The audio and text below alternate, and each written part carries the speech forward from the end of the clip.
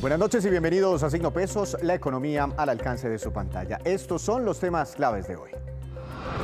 Preocupaciones por la inversión. Un análisis de la reforma tributaria realizado para la Cámara de Comercio Colombo-Americana revela que los cambios en los impuestos que traería este proyecto golpearía fuertemente la inversión extranjera. En segundos analizaremos el tema con uno de los autores de este informe.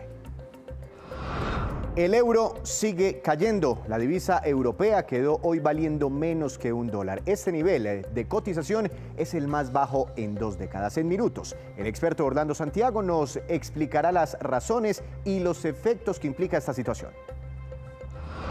Las aerolíneas se reacomodan ante la elevada inflación y el encarecimiento del combustible. Muchas aerolíneas que operan en Colombia están abandonando rutas que ya tenían, especialmente las domésticas. Juan Fernández nos cuenta detalles en su movida empresarial.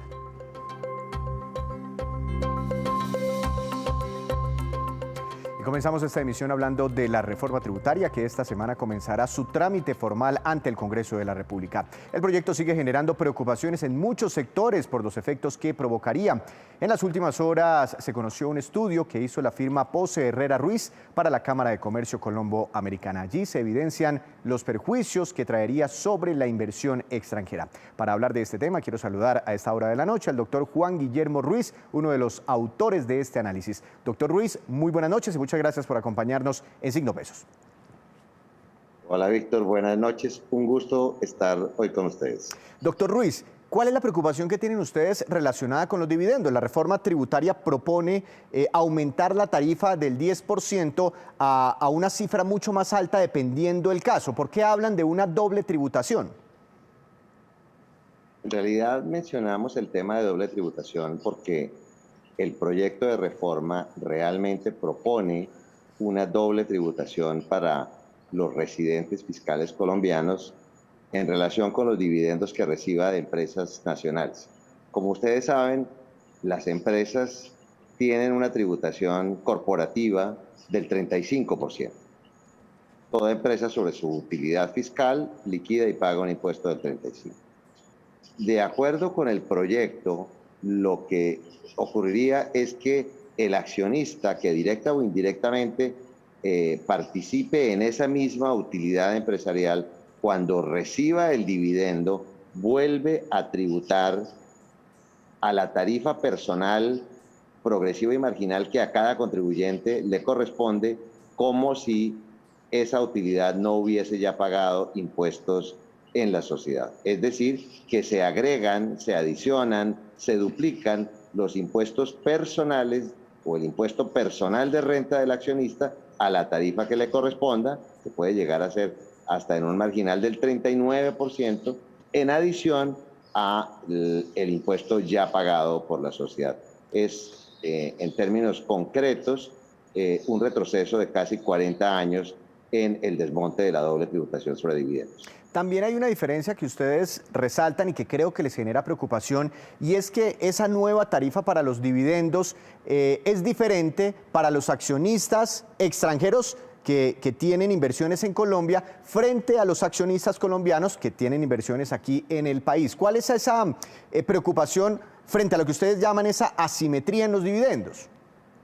Claro, el tema Víctor, básicamente se orienta a comparar cuál sería la tributación combinada en la sociedad y en el accionista, dependiendo si el accionista es un residente fiscal en Colombia o es un no residente fiscal en Colombia. Y la verdad es que la diferencia, pues, en primer lugar, entre los residentes y los no residentes es importante numéricamente. Si uno piensa, por ejemplo, que un residente que reciba un valor significativo de dividendos va a estar tributando entre el 50 y el 60%, la situación puede ser notablemente distinta si el inversionista, por ejemplo, proviene de una jurisdicción con la que Colombia tenga vigente un convenio de doble imposición con limitación en la potestad tributaria de Colombia en materia de dividendos, como sería, por ejemplo, España, Suiza, México o Chile, que en ciertas condiciones limitan a cero el impuesto a los dividendos. Eso querría decir que un inversionista nacional podría estar alrededor del 55, 58, y un inversionista de un país como el que le acabo de mencionar estaría de manera combinada en el 35. Pero hay otros países que tienen unas tarifas también diferenciales, como podría ser, por ejemplo, un inversionista de Canadá, de Italia, de Francia, estaría combinadamente en el 38.2, un portugués en el 41.5, y en general un inversionista de una jurisdicción sin convenio, como podría ser un americano, un panameño o cualquier otro país con el que no tenemos un convenio para evitar la doble imposición, estaría en el 48. Si usted mira, Víctor, en realidad esto genera una dispersión tarifaria y sobre todo una asimetría significativa en la tributación combinada de residentes y no residentes, que a nuestro juicio es inconveniente para... Pero ¿cuál sería el problema ahí, doctor Ruiz? O sea, ¿cuál sería el beneficio o consecuencia, no sé, para el inversionista español frente al inversionista estadounidense? Pues que el inversionista español tributaría al 35 y el estadounidense al 48. Son 13 puntos de tributación de diferencia. Eso pareciera no ser bueno. Profundizar esas asimetrías no es conveniente. De hecho, esas asimetrías ya existían. No es un tema que surja de esta propuesta. Pero en la medida en la cual el impuesto a los dividendos pasa del 10 al 20, las diferencias ya existentes que de alguna manera generaban asimetrías, pues se profundizan. Y además, si usted compara esa tributación con la tributación de un inversionista residente en Colombia, pues el tema se hace aún más asimétrico. De manera que establecer una política pública en la cual se tributa menos por ser residente del exterior que residente colombiano, pues es una política pública que de alguna manera sin plantearlo directamente, implícitamente, favorece la migración de inversionistas colombianos a cambiar su residencia al exterior. Ah, ese es el efecto, es decir, colombianos podrían sacar sus inversiones para ahorrarse algo de impuestos, al final es lo que le entiendo. En parte es eso, pero sobre todo el punto de fondo, Víctor, acá, es que a estos niveles de tributación combinada, el tema ya no es solamente desde qué jurisdicción invierto, sino si realmente Colombia está perdiendo su competitividad, la poca que le quedaba en materia de tributación. Yo le digo, hoy en día, como usted muy bien sabe, Colombia tiene la tributación combinada más alta de América y una de las más altas en el mundo. Sí. Pero con este incremento, pues obviamente esa realidad se hace aún más dramática en términos de competitividad y por tanto yo le diría sin temor que básicamente lo que está pasando es que la propuesta reduce y limita sustancialmente la competitividad de Colombia en el plano de atracción de inversiones. Es que eso era lo que le quería preguntar. Bueno, me hubiese gustado, ya se me está acabando el tiempo, detallar otros temas con usted porque tienen preocupaciones sobre el impuesto al patrimonio, tienen preocupaciones sobre las ganancias ocasionales, no de personas naturales, sino de empresas, que de eso se ha hablado muy poco en el país. En fin, pero ¿por qué ustedes dicen que toda esta reforma tributaria parecería tener efectos sobre la inversión extranjera en nuestro país, no solo de nuevos proyectos, sino sobre los mismos proyectos que ya están caminando en Colombia? Tal vez la respuesta, Víctor, es muy sencilla. Si nosotros pensamos solo en función del recaudo necesario y no en función de la competitividad del país desde el punto de vista tributario, y empezamos a eliminar todos los instrumentos de competitividad que actualmente existen y al contrario profundizamos los gravámenes y profundizamos y duplicamos los gravámenes como podría ser el tema de dividendos o agregamos la tributación en patrimonio o eliminamos ciertas tarifas diferenciales como las de zonas francas que nos han generado competitividad internacional, pues en realidad lo que ocurre es que desestimulamos, enviamos un mensaje que desestimula a los inversionistas extranjeros y también y sobre todo a los inversionistas colombianos en Colombia. Ahora, una última pregunta, doctor Ruiz, y es que pues cuando uno mira la información desagregada, de los 25 billones, ¿qué aportarían las personas naturales? ¿Qué aportarían las empresas? En fin, pues una gran parte sería aportado por compañías, por empresas. Entonces, si quitamos, si eliminamos esos artículos, ¿cómo se podrían reemplazar? No sé si usted escuchó al ministro de Hacienda, listo, podemos revisar los temas, dijo el doctor Ocampo, pero lléguenme con soluciones, porque no podemos bajarnos de los 25 billones de pesos. Si se pudieran eliminar estas cosas que ustedes sobre las que están haciendo advertencias, ¿cómo podríamos reemplazar con otras propuestas ese recaudo? La verdad es que yo creo que el planteamiento es circular, Víctor, porque se parte de que necesitamos 25 billones, pero uno no ve una decisión clara de recortar los costos de funcionamiento del Estado. Uno no ve una decisión absolutamente contundente de buscar la formalización de los que no contribuyen, incluso de reducir de una manera significativa la evasión y la elusión tributaria, que obviamente siempre hay un mensaje en ese sentido, pero en la práctica siempre terminamos, a pesar de ese mensaje, siempre terminamos recargando la tributación de los empresarios, de los inversionistas, de los asalariados, y naturalmente la propuesta es, primero, veamos opciones distintas a recargar más la tributación de las empresas. Esa no es una buena opción.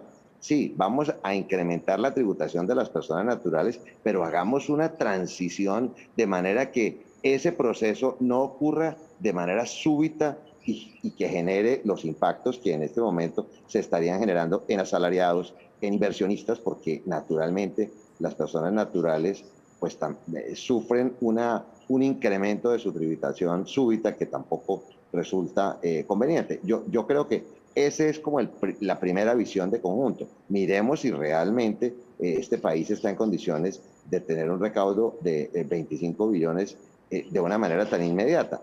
Y luego miremos otras opciones. Obviamente el tema del IVA es un tema muy sensible, pero ahí hay un gasto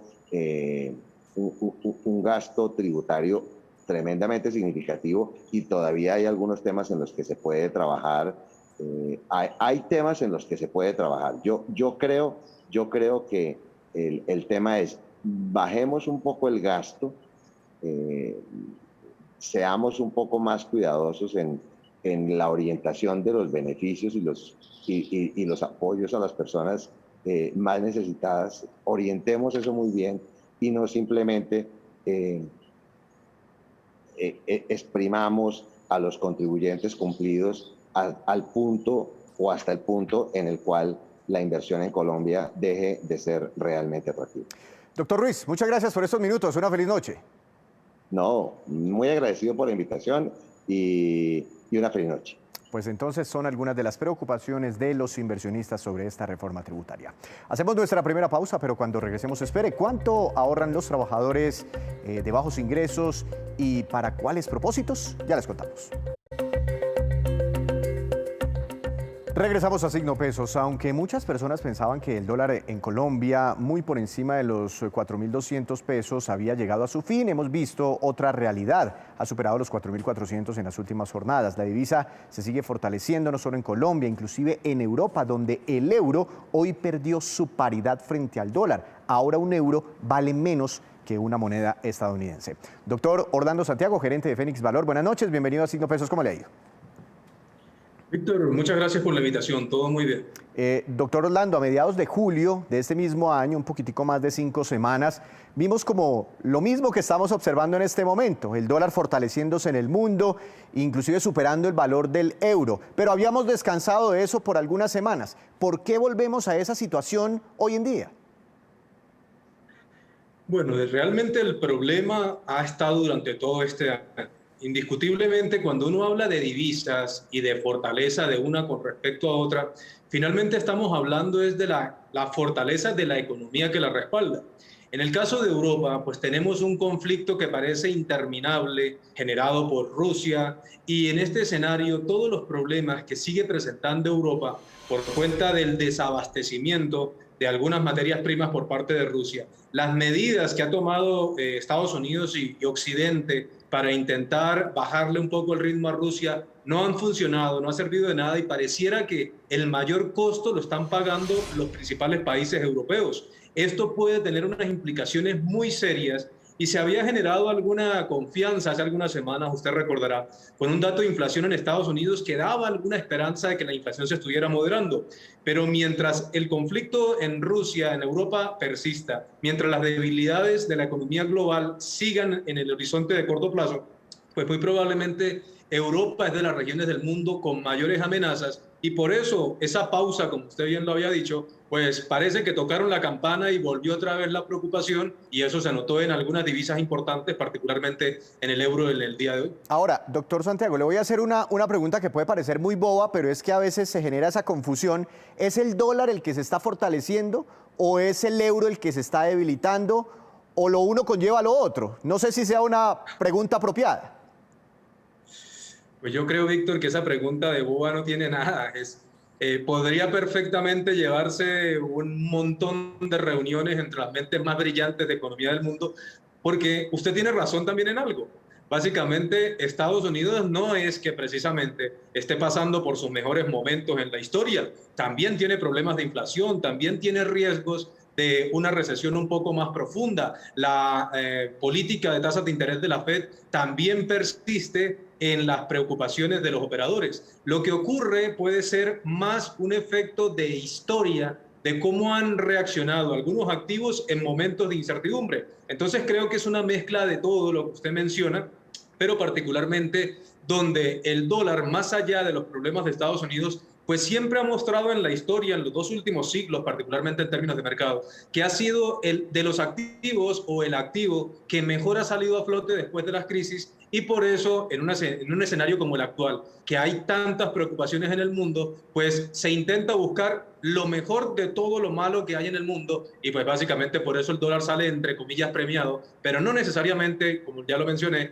por fortaleza exclusiva y ninguna vulnerabilidad por parte de Estados Unidos. Y le hago esa pregunta además porque vimos subiendo al dólar en el mundo, pero en el caso de Colombia estuvo planito, estuvo quietico en 4.400 pesos más o menos cuando vemos la tasa representativa del mercado. Ahora, doctor Santiago, ¿es posible que si la crisis económica se agudiza en Europa, podamos ver al euro mucho más abajo? Pues pareciera probable, Víctor. Digamos que aquí hay una combinación de aspectos. Primero, lo fundamental parece que no va a cambiar mañana ni la próxima semana. El ambiente internacional está muy complejo. Es algo un poco más técnico y como usted lo mencionó, hace cerca de un mes el dólar volvió a atacar el euro, la barrera de la paridad. Pero técnicamente hablando, cuando hay una segunda perforación, un segundo nivel como el que se está observando en la actualidad, donde el euro vuelve a debilitarse y ya dejó un precedente hace cerca de un mes, esos escenarios muchas veces terminan propiciando un aumento en la desconfianza del euro, con lo cual en términos de probabilidades, porque siempre hay que hablar en probabilidades, pues todo parece indicar que ahora es más probable que el euro pudiera debilitarse un poco más frente al dólar. Pero estamos en un año donde el día a día es muy importante, pero en condiciones normales, pues pareciera que en esta ocasión el dólar puede ir, el euro, perdón, puede ir mucho más abajo en función de su intercambio con el dólar americano. Ahora, esta pregunta me la han hecho mucho en redes sociales y se la transmito a usted. No sé si haya una respuesta, porque seguramente hay más variables a considerar. Pero muchos dicen, ahora que el euro está más barato que el dólar, pues fácil, vámonos a viajar a Europa. Nos resulta más barato. ¿Es tan así o no, doctor Santiago? Yo creo que no es tan así, Víctor, porque es que nosotros para comprar euros tenemos que pasar por el intercambio del dólar. Recuerde que lo que se negocia en el mundo es dólar-euro. Tienen razón en parte, pues bueno, las personas que tengan esa capacidad adquisitiva para permitirse esos lujos en un momento tan difícil como el que está viviendo el mundo, y Colombia pues no escapa de ello. No es diferente, o es muy diferente mejor, tener un dólar bordeando los 4.400 a hace algunos años cuando hablábamos por debajo de 3.800 y más. Pero esa es una pregunta que tiene puntos de verdad y puntos en contra, porque al final lo que termina realizándose aquí es la paridad del intercambio también entre el dólar y el euro para poder llegar a la conversión de pesos por euro. Claro, además que ambos están caros para nosotros, ¿no? Con la devaluación que ha tenido Colombia. Por eso, tanto el dólar como el euro. Por eso le quiero hacer una pregunta sobre qué puede seguir pasando con el peso colombiano. Hoy vimos el dólar frente al peso colombiano muy estable, pero hace 5 semanas, cuando ocurrió lo mismo, ¿no? Que el euro se ubicaba por debajo del dólar, en Colombia, en esos mismos días, en Colombia el dólar llegó a máximos históricos por encima de 4.600 pesos. ¿Es posible que eso vuelva a ocurrir en este momento? Sí, Víctor, pareciera que es posible. De hecho, algunos se preguntan hoy, y lo hemos hablado en esta conversación, que el dólar en Colombia hoy estuvo muy tranquilo, pero es que hay que recordar que la semana pasada, miércoles y jueves, si no estoy mal, los 2 días el dólar o el peso se devaluó frente al dólar en casi 100 pesos diarios, 97 y 98 pesos, lo recordará usted la semana pasada. Sí, claro. Entonces esto es como que el peso sufrió un poco el castigo anticipado de esa incertidumbre, pero si el euro, y muy bien lo menciona, sigue débil, si el índice del dólar, que también es la canasta que mide al dólar frente a las principales divisas, sigue buscando niveles máximos, esto ocurre cuando hay mucha incertidumbre, pues yo creería que los 4.400 o esa confianza que se generó eventualmente el viernes y hoy, cuando veíamos el peso colombiano, entre comillas, muy fuerte, ¿no?, frente al dólar, pues pareciera, si no cambia nada en el mundo, pues pareciera que pudiera nuevamente el peso colombiano ir a buscar otra vez máximos como los hizo hace algunas semanas. Pero reitero que todo esto depende casi que del día a día y de las noticias que se vayan conociendo en un escenario tan adverso como el que está viviendo el mundo, donde hasta el momento Colombia parece estar pasando por un lado, pero lo que pasa es que los países emergentes por lo general van rezagados económicamente hablando, frente a lo que pasa principalmente en los países más representativos del mundo, en este caso hablando de Estados Unidos, Europa y puntualmente de algunos países asiáticos. Y hace 5 semanas, doctor Santiago, cuando el dólar en Colombia superó los 4.600 pesos, hoy estamos en 4.400 más o menos, decían que tenía que ver mucho con el ambiente internacional, pero también un poquitico con el ambiente político local. ¿Eso ya se ha decantado, el nerviosismo por el cambio político en Colombia, o todavía podría seguir influyendo sobre la cotización de la divisa en nuestro país? Pues Víctor, mira, tengo entendido que a partir de mañana, en esta semana, ya comienza a presentarse más de frente, por decirlo de alguna manera, la reforma tributaria. Recuerde que la reforma tributaria es lo que más mantiene asustado al mercado colombiano. El mercado colombiano no está con bajos volúmenes porque sí, está muy preocupado por esa reforma tributaria. En la medida que esa reforma tributaria comience a socializarse y empiece una negociación, en el buen sentido de la palabra, entre lo que digan el Senado, Cámara, frente a la postura del gobierno, pues pudiéramos decir que parte del efecto de la política o del nuevo gobierno ha sido descontado, parte, pero no todo, porque si la reforma llegara a presentarse o a pasar mejor como está presentada en la actualidad, sin lugar a dudas, Víctor, o sea, sin lugar a dudas habría que decir que 5.000 sería poco para lo que puede pasar en Colombia. No la próxima semana, sino en los próximos meses, si eso llegara a ocurrir, porque recuerde que ya se han hecho cálculos que evidencian que con esa reforma tal cual como la presenta el gobierno, pues quedaría Colombia en el deshonroso puesto número 1, o sea, los campeones del mundial, pero en tasas de tributación a las empresas, lo cual es un tiro en el zapato porque posteriormente eso genera una caída de los ingresos y todos ya sabemos lo que pasa en los países cuando no tienen sector privado y el gasto público del Estado pues es enorme. Los países tienden a tener o a presentar escenarios muy desfavorables y tenemos muchos ejemplos en la región. Cuando usted dice 5.000, muy rápido, cuando usted dice 5.000, ¿es el precio al que podría llegar el dólar?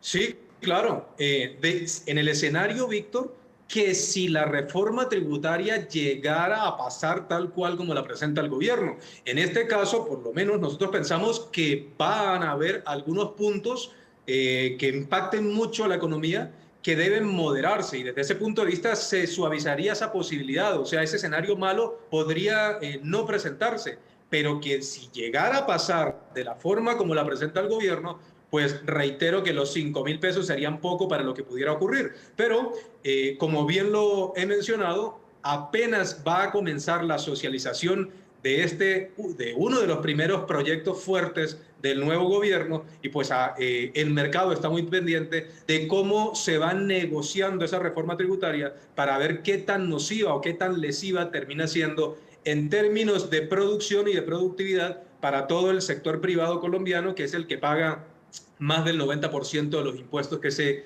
recaudan en Colombia. Doctor Santiago, muchas gracias. Feliz noche. Gracias a usted, Víctor, por la invitación. Efectivamente, mañana empieza esa discusión en las comisiones económicas que sesionarán conjuntamente para empezar a evaluar esta reforma tributaria. Hacemos otra breve pausa, pero ya les contaremos cuánto han crecido en Colombia y en otros países de la región las compras de productos para las mascotas. Ya les contamos. Regresamos, volvemos nuevamente a Signo Pesos. Gracias por continuar con nosotros. La cooperativa Fincomercio realizó un estudio sobre el ahorro entre trabajadores de bajos ingresos. Gloria Gutiérrez, subgerente comercial de esta entidad, nos cuenta algunos de los hallazgos. Veamos. Uno de los principales hallazgos de esta radiografía es que establecimos el promedio de ahorro diario de un colombiano que gana un salario mínimo. La cifra es de 1.000 pesos. Tanto en hombres como mujeres ahorran por dos razones. La primera, comprar vivienda. La segunda, tener una reserva para solucionar imprevistos con su familia. Respecto a la edad que más dinero logra ahorrar, es interesante que el 52% de las mujeres incrementa su ahorro luego de cumplir los 55 años. Para cerrar, como un dato curioso, los dos segmentos que más ahorran son los empleados para resolver esos imprevistos familiares y los independientes para hacer crecer sus negocios. Y ahora nos vamos con esta que es la cifra económica del día. Es bastante grande, 301 billones de pesos. Y corresponde a los recursos necesarios por parte del Gobierno Nacional para cumplirles a las víctimas de la violencia. El cálculo lo hizo la Contraloría General con base en los compromisos de subsidios, ayudas e indemnizaciones que habría que entregarles de aquí al año 2031 y que quedaron pactados en los acuerdos de paz. Y llega a esta hora Juan Fernández con información del sector aeronáutico de nuestro país. Juan, buenas noches. ¿Cuál es la noticia para hoy? Bienvenido. Buenas noches. Les cuento que hay mucho movimiento en la industria de las aerolíneas y en la reacomodación de sus rutas. Y si bien el tema de fondo fue aumentar conectividad y se ha hecho y ha funcionado y sigue habiendo nuevas rutas, pues con una inflación al alza que afecta a precios como el del combustible, variables macroeconómicas, entornos complicados que llevan a aumentos en precios de tiquetes, las aerolíneas también han optado por eliminar, suspender rutas, esas de baja demanda, pero que de alguna manera ayudaban a ese esfuerzo, como le decía, de conectar al país y casi todos los departamentos. Y en eso andan prácticamente todas. Avianca, LATAM, EasyFly, Viva. LATAM, por ejemplo, dejará rutas desde el próximo 30 de octubre como Cali o Montería, o Pereira, Barranquilla y también esa ruta entre Barranquilla y Cali. Esas decisiones, de todas formas, contrastan con la reanudación de al menos 14 rutas a Sudamérica. Desde noviembre, adiós a la ruta de EasyFly entre Medellín y Mompox, que apenas operó un año, y otras que apenas se mantuvieron 2, 3 meses, ejemplo, Medellín-Pitalito. Interesante, Juan, pero entonces ahora, ¿qué está pasando por el lado de Avianca y de Viva puntualmente, que inclusive están pidiendo pistas, están pidiendo autorización para un acuerdo de fusión, de integración? Pues mire, por el lado de Avianca, los reacomodos de rutas, de suspensiones no llegan al 10%. Ve usted ahí la de, por ejemplo, Bogotá-Corozal, Bucaramanga-Cartagena, eran rutas que se probaron y pues fíjese que ahora con baja demanda. Viva también está con otras rutas nacionales suspendidas, está con los reacomodos en las rutas Bucaramanga-San Andrés, Bucaramanga-Santa Marta, Cali-Montería. Y ahora, que esto es importante que le abro las aerolíneas, la expectativa también sobre esa fusión de Avianca y Viva, sobre la que ya la competencia ha salido a advertir que lo que viene es un monopolio de un grupo que se quedaría con el 65% del mercado, y lo que llaman la presión en ese mensaje sobre que se permita la fusión o habría una posible quiebra de Viva. Así, por lo menos lo dice Ultraer, uno de sus competidores que está buscando ganar espacio. Y esta, pues, es la movida de hoy sobre aerolíneas, rutas que se suspenden, que desaparecen y también lo que vendría con esa fusión entre Avianca y Viva y lo que dice uno de sus competidores, Ultraer. Muchas gracias, Juan. Lo espero mañana con más movidas empresariales y le agrego un dato. Este año hasta junio, las principales aerolíneas que operan en Colombia han perdido 1,55 billones de pesos. Ahora nos vamos con estos que son los indicadores económicos que usted siempre debe conocer antes de irse a dormir. Tasa representativa del mercado, dólar que regirá para mañana, 4.399 pesos con 16 centavos. Pegadito a los 4.400, bajó 1 peso con 9 centavos. El petróleo de referencia Brent para Colombia cayó 0,25%, se ubicó en $96 con 48 centavos por barril. Atención caficultores, precio interno del café colombiano subió y quedó para mañana en un precio máximo histórico de 2.368.000 pesos por carga. El índice MSCI Colcap de la Bolsa de Valores de Colombia tuvo una caída de 1,11%, la acción más valorizada, Preferencial Grupo Sura, con una ganancia superior al 9%, y la acción que más cayó fue la del Banco Avevillas, tuvo un bajonazo superior al 7%. Antes de despedirnos, los dejo con este dato. Un estudio de la compañía Visa revela que el crecimiento en la compra de productos para mascotas en América Latina este año ha sido del 30%. Sin embargo, en países como Brasil y Panamá están muy por encima de ese promedio, llegando al 40%, inclusive más. Otros países como Chile, Costa Rica, República Dominicana y Puerto Rico reportan crecimientos entre el 20 y el 30%. Y países como Colombia, Argentina, Perú y Guatemala registran aumentos de apenas el 10%. Así, terminamos por hoy. Los esperamos mañana con una nueva emisión y toda la información económica que usted necesita saber. Esto es Signo Pesos, la economía al alcance de su pantalla. Que tenga una feliz noche.